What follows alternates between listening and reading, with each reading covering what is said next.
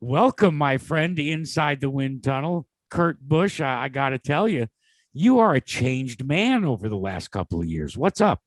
I feel like just being comfortable more so in my skin as a champion racer and guy that can win with any team that I've been with. But I'll tell you, the secret recipe's been my wife, Ashley. She's such a sweetheart, and it's been a new chapter in my life that I've been happy to turn the corner with her on, and it's been fun.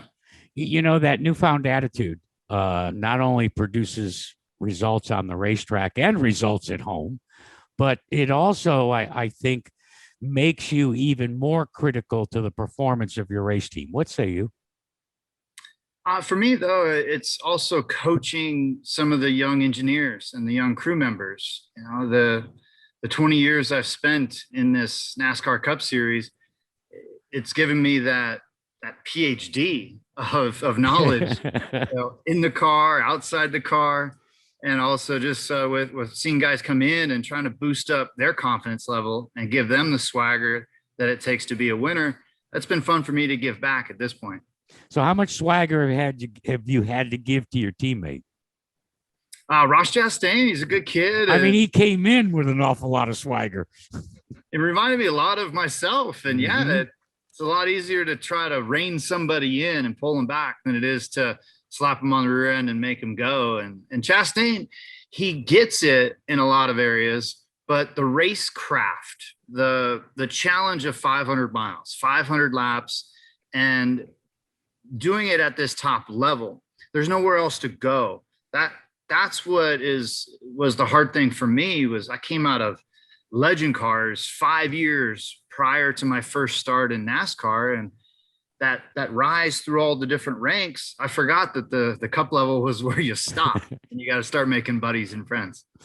You know, I've heard you every time that you go to victory lane over the last couple of years. You talk with a certain reverence, and it hit me because I think it was when you won your 30th at Bristol. You said you never know when you're going to get back here. Yeah, and some of that's the challenge of adapting to the new setups or the new sequences to find the different advantages on track. The stages are different now in NASCAR. The pit sequences with tire drop off and the stage lengths all seem to match up to be 50-50. Like, do you pit? I don't know. It says 50% pit now, 50% stay out. And then now with the choose rule, I'm picking the inside lane, the outside lane. These are all things that you have to blend into the equations.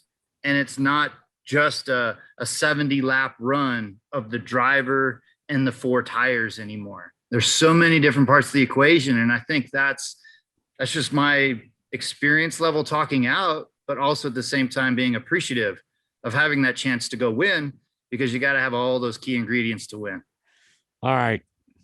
When I say sibling rivalry, what do you say? I say Kyle Busch, and he's been the guy I always knew that was going to be good, but I always knew I could finish in front of him. I always knew that he was going to be a pain in the butt, and I always knew that he was going to be a champion in this sport.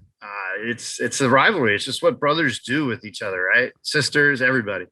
Do you race him harder than everybody else because he is your brother? Because look, let's face it. I'm from a family of six brothers and one sister. And let me tell you, we had some knockdown dragouts as compared to maybe the neighborhood kids. Yeah, I mean, if dad's grilling steaks and you want that steak, you got to get there before the other brother. I mean, if there's a trophy to go get, I want to get there before him more so than anybody else. And so I would say over the 15 years he's been in it, the first 10 were like who's going to pile up more stats, who's going to pile up more wins. And at this point in my career and what he's still doing, there was that shift. And I'm proud of him that he's now a two-time champion, the most winningest Xfinity Series driver, Cup Truck Series driver, over 200 wins total in NASCAR. I'd like to say I taught him everything he knows. All right, let me ask you, Kyle Busch Motorsports. I've always said that what Kyle does is he's paid back the industry by bringing along, young drivers. How come he hasn't asked Big Brother to get behind the wheel? He has done an incredible job with, like you said, giving back to NASCAR and creating a truck series team that's a bona fide contender week in and week out. 10 years ago, I raced for KBM. I raced in the Xfinity series. That's where Monster Energy came in. And I had half the races, and Kyle had half the races at KBM. And we won only one race that year as a startup Xfinity team. Some of it was tough with some of the partners with the parts and components within the car. And then they upgraded next year and just brought the program to Gibbs. And Kyle, I think, won 11 races that next year. And just matching up with those strong teams with the depth, that's the key thing. And what Kyle's doing is he's using KBM now as that nice step ladder for kids to get in there and drivers to get in there and to work their way up through the system. And Toyota's been the backbone for him over there. Interesting answer to my question. So 10 years ago, you and your brother were on the same team. The following year, he wins 11 races. Now I understand, Kurt, why you haven't been asked to get back in the car. That's part of it, right? It's also that I won the first race in the car at Richmond and he didn't win. And he's like, man, maybe my little brother showed me up, or older brother showed me up. But that helped us move forward in our relationship. Mm-hmm. I was answering to him as a younger brother, but also he was my boss. And it was a great relationship where my dad was a moderator as well. And it brought us back to those original roots of running legend cars out of Las Vegas. What's on your bucket list? What remains for Kurt Busch? I want to do Le Mans. I want to race over in Europe a few times. I want to go to Australia and race in the Bathurst 1000 or a 12-hour race there. I want to go and experience some of the iconic road courses around the world.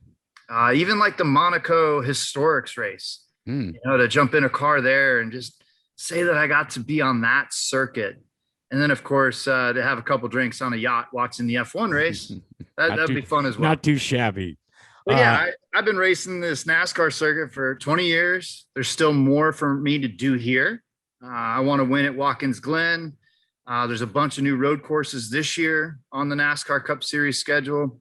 So you can see where I'm trending. I'm just trending towards more road racing in the latter part of my career. Well, you're also trending and following kind of the expression that Seven Time expressed when he didn't want the grind of week to week, but he wanted to then check things off his bucket list.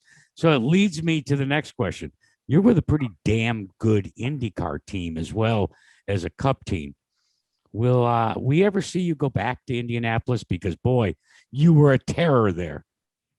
I loved it. I loved that challenge of the Indy 500. I love the experience of racing there in May and feeling why the racetrack was built the way it was and the way that open wheel cars evolved over a full century of racing.